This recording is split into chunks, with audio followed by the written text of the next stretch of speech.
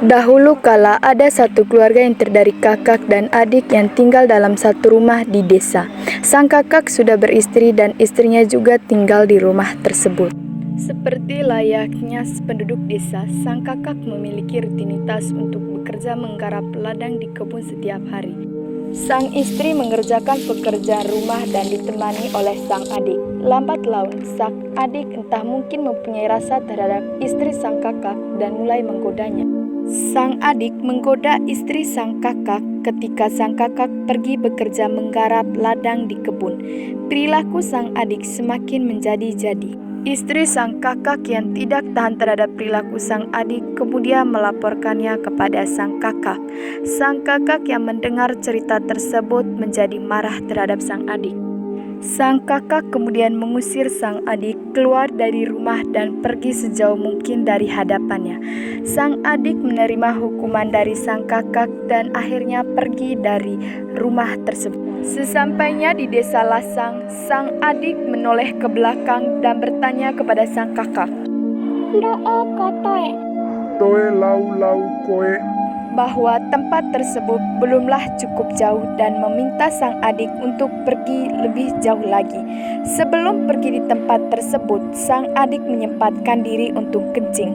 Karena perintah sang kakak, sang adik pun berjalan lebih jauh lagi hingga sampai di desa Ranggu. Di desa Ranggu pun sang adik kembali bertanya kepada sang kakak. Jawaban sang kakak pun sama. Kurang jauh sang adik harus berjalan lebih jauh lagi.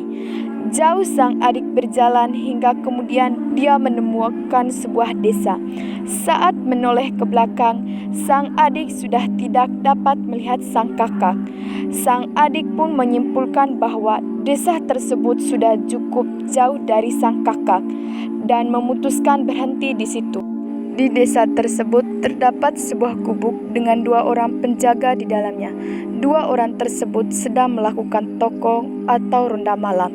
2 orang tersebut sedang menjaga ladang mereka yang sedang siap-siap untuk panen. Sang adik yang kelelahan setelah berjalan jauh meminta izin kepada kedua orang tersebut untuk dapat beristirahat di situ. Kedua orang tersebut pertama-tama tidak menerimanya karena gubuk tersebut tergolong kecil dan hanya cukup diisi dengan 2 orang. Entah karena bujuk rayu atau merasa kasihan, akhirnya kedua orang tersebut menerimanya. 2 orang tersebut pulang ke rumah mereka dan mempercayakan ladang kepada sang adik. Keesokan harinya, kedua orang tersebut kembali ke ladangnya.